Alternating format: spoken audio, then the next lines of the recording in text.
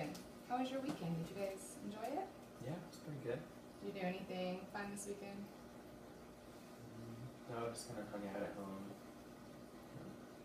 relaxed. Nice. Pretty easy going weekend. Yeah. All right, well, I just wanted to call you in. You know, we had talked before about your daughter, Maisie, and we had gotten the paperwork started on testing her for some of the concerns that you and your wife had. I just wanted to meet with you before this goes any further to talk about how that went and what the test scores showed. Okay. Okay. Yeah. So we did a variety of different testing with her. Pretty much just go through what we did, explain like what it's supposed to test, and then how she did on it in comparison to other kids her age.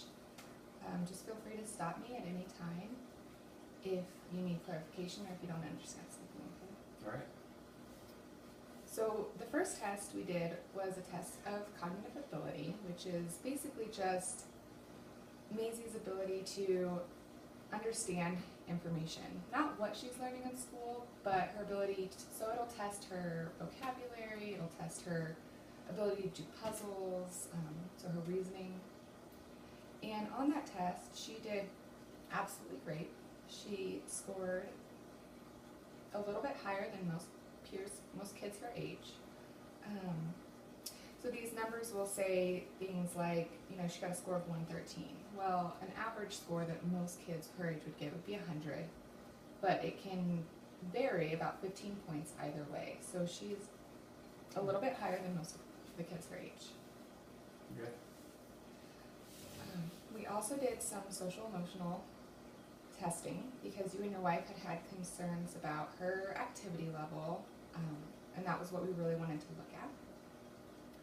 So the first one I'll go over is called the Draw Person, and this is a projective test, which means it doesn't really tell us anything specific, but just lets us know like how she's drawing and is that typical for kids her age. Okay. So on this test, they're asked to draw a man, then draw a woman, and then draw a picture of yourself. We note the time it takes to draw. It took her to draw it. If she's showing any kind of anxiety, asking questions about the person, and she did score a little bit elevated than most kids her age. Like I said, though, this test doesn't really tell us information, just that her drawings are different than students her age, so maybe more in-depth testing would be something we would want to look at. So we did do a little bit more in-depth testing. You and your wife filled out a couple questionnaires that we had sent home with you. This first one is called a BASC, and it's pretty commonly used in the schools. And it's just a behavior rating scale. So I think your wife went through here and filled out this questionnaire. And it's just, you know, behaviors that you see in your child. And then you rate them, and it's, again, compared to students, children her age. So on this one, she had a few areas that were a little bit elevated, nothing I would be too concerned about. The one area she did score clinically significant was hyperactivity. So what that means, the clinically significant, it's just these classifications that tests have, and it just means that it's a lot different than most kids her age. And it might be an area that we want to look at a little bit more in depth. But since that was the concern you and your wife had, it's just basically confirming that you guys do see it. Yeah.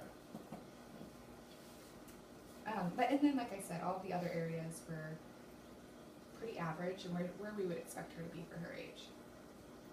So with that in mind, that the hyperactivity was high on that scale, and your wife filled this one out. You filled out another one, but it wasn't a behavior rating scale, it was a personality inventory for her. And this is just like how your home life is, how your child's like behavior tends to be. And it reiterated what we saw with your wife's scoring as well, that you see a struggle with your daughter's ability to sit still for long periods of time, and that she's very active.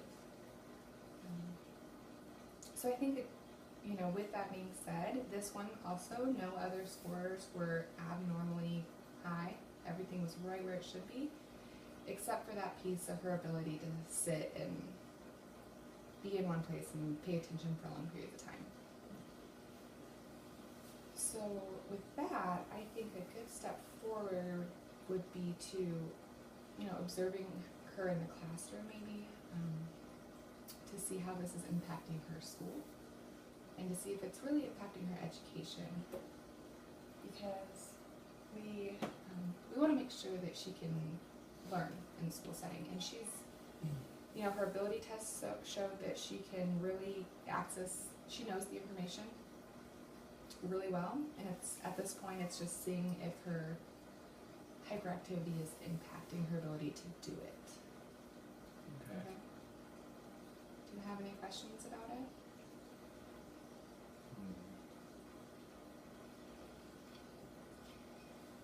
Not that I can think of right now. So this is something that you would continue to, I guess, work on. Yeah. Yeah. Yeah, we want to. Yeah, see how she's doing. Yeah, grades were the first concern, that she wasn't getting any of her work done. And you know what? She's in the first grade, so it might be completely normal, but we just want to catch it early. And if her, her activity level is making it harder for her to do work, then we want to be able to help her in any way that we can. Okay. Alright, so if you have any information or at any time have any questions or concerns, you can always call me or email me, whatever is easier for you, okay? Alright. Thank you for coming in today. Okay, yeah, thank you.